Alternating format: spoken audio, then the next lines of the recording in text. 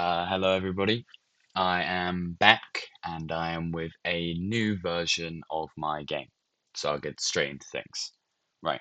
So I'm just going to do a bit of a recap as well in case this is anyone's first time watching.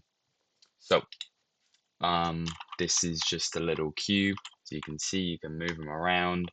Yeah. Camera now tracks you, which is different from the last version.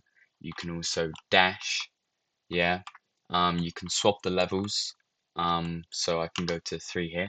So I can show off the wall jump over here. Another new thing is these little green things, the little checkpoints. Yeah. So if I go and die, I spawn back at them. So yeah, pretty cool. And now I've got these big tracking levels that I'm really bad at. Okay. That is the main stuff there. I kind of edited the level 1 and 6, but the other ones remain untouched. Okay, so now onto the actual code, slightly more boring part.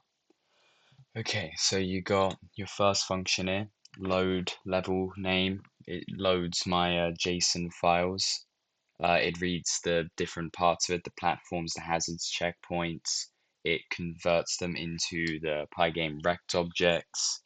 It sets spawn points, current checkpoints, resets player position, velocity, and the checkpoint state as well. So all it does is just build the level and reset the game state. Then we've got the respawn over here, pretty simple, just resets the player after death, moves them to their current checkpoint and sets their velocity to 0. Then you got input direction, handles horizontal inputs. It reads left and right keys, converts them into different directions and stuff, and it also does last direction to remember which direction you're last facing for things like the dashing. Anyway, then we've got move the DX. So this handles all the horizontal movement with the wall collisions. So it applies acceleration based on input. It it applies the friction as well, all that stuff, and checks collisions and sets the on wall to true. This is all just the stuff for the wall climbing and such. Yeah. So, and then we've got the gravity. It handles your vertical movement and ground detection. So simple to the movement direction thing, but just on the Y coordinate. It also handles the coyote timing and the wall slide speed as well. Um, then we've got jump, pretty damn simple. If you hit the jump key or the space key, then it'll make you jump. But it also has stuff like the jump buffer and the coyote jump, which just make your life easier.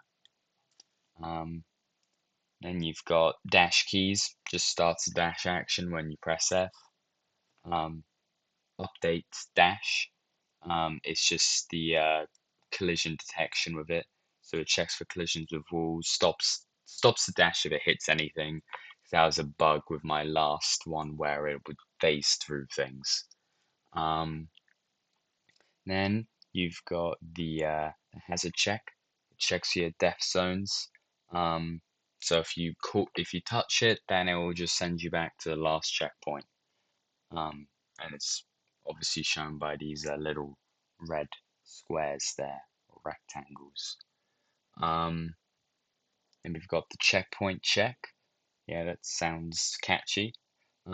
It basically just saves your progress. Um, checks whenever you come into contact with checkpoint, and it makes sure to remember that. Then there's the bounds.